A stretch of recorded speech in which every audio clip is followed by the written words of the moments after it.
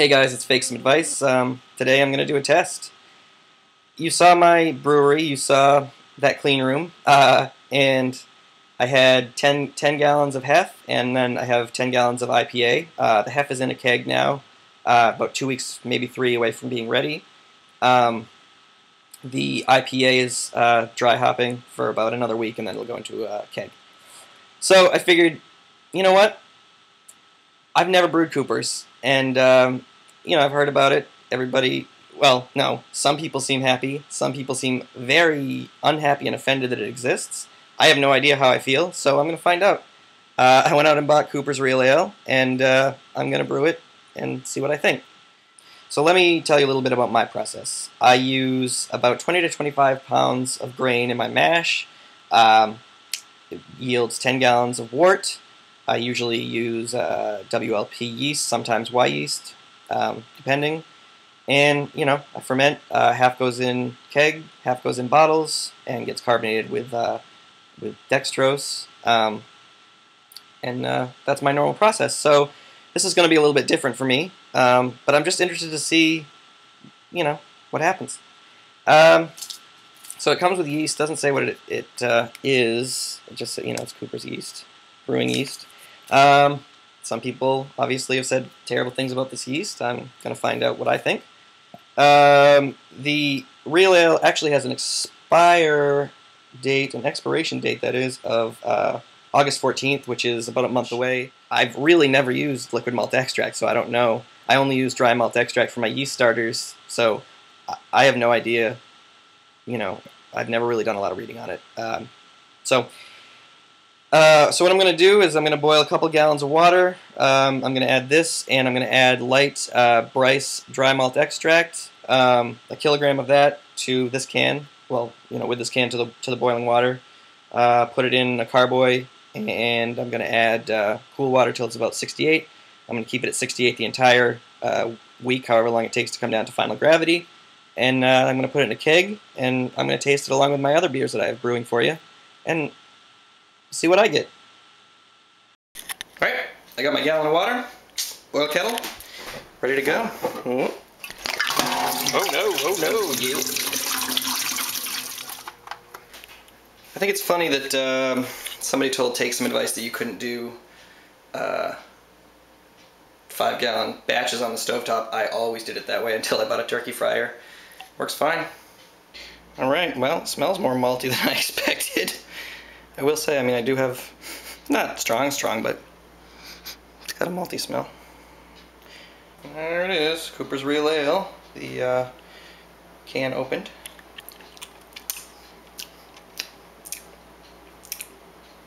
Oh, yeah, I forgot the hops are in there. You can taste some bitterness, some hop bitterness, which I guess makes sense considering the hops are in there and they condensed it all the way down, which is how I assume they make it. Alright, here we go.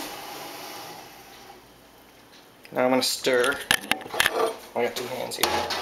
Alright, in goes the dry malt extract. I'm just going to add most of the bag, I think, because I don't really have a scale that's in the right sensitivity range to get 1 kilogram. I'm too lazy to figure it out. I've added a kilogram of dry malt extract to the water with the liquid malt extract in it, and now I'm stirring. And I rinsed out the can a couple times, so let's see what our starting gravity is. Let's break up those dough balls.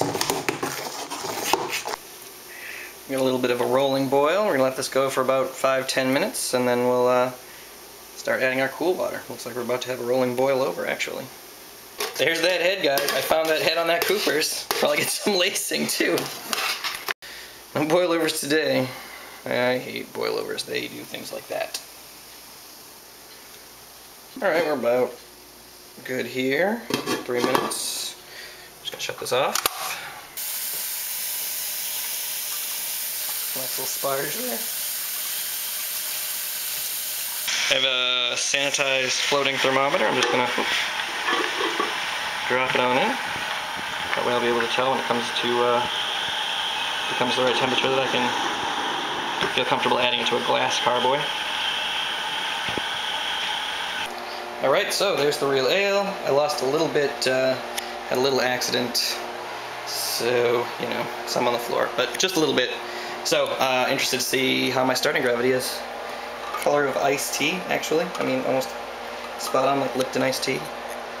I'm trying to see. Got about 1.04. 1.041 maybe.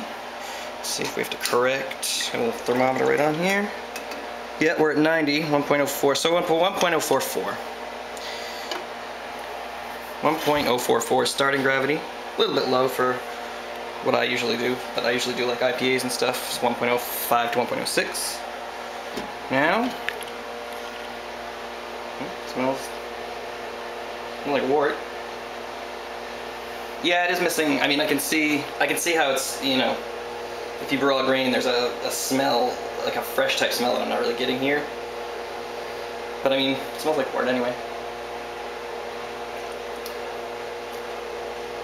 Very bitter. I mean, I'm missing just those kind of fresh flavors. I think a little bit different in the hops, what I'm used to, and a little bit different, you know, in the maltiness is kind of there. I mean, it's just different hop flavor to me, and like you are just missing kind of that fresh aroma that you don't, you know, I can't imagine you could get with powder and with liquid. But we'll see how it turns out. All right, I've got it in a water bath, as you can see. And I'm about to add the yeast. I'm just going to sprinkle it in through the top of the carboy. I'm not going to rehydrate it. I've read, like I said, I don't really use much dry yeast, but I have read both arguments for both, that you have to and you don't have to rehydrate it.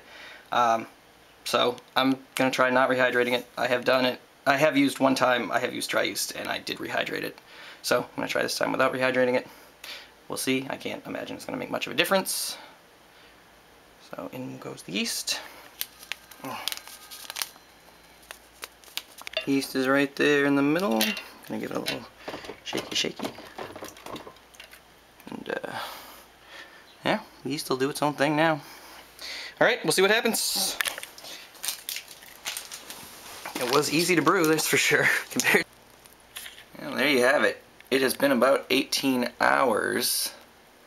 And it's fermenting, that's for sure. I've thrown some iced water bottles into the water bath because I'm at about 76, which is hot. This is probably the worst time of the year for me to make beer because it's just so hot and it's hard to keep it cool. But 76 at vigorous fermentation, hopefully will come back down. We'll see. Get a little bit of whatever off flavors there are from that yeast, I'm sure, but that will be my fault.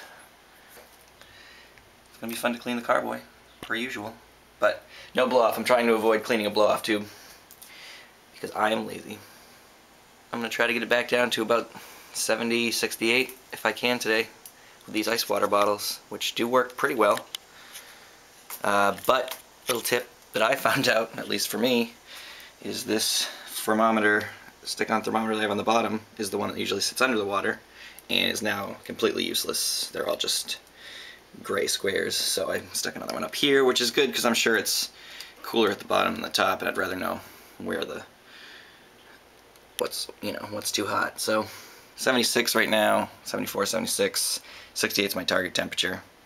I'm sure that I've caused some off flavors now, but hopefully I can rectify it quickly and they will not be bad. I've had it happen before.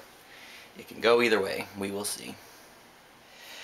I do cover my fermenting wort to keep it out of the light, which is why we use brown or green bottles and never clear bottles, because the light can skunk the beer.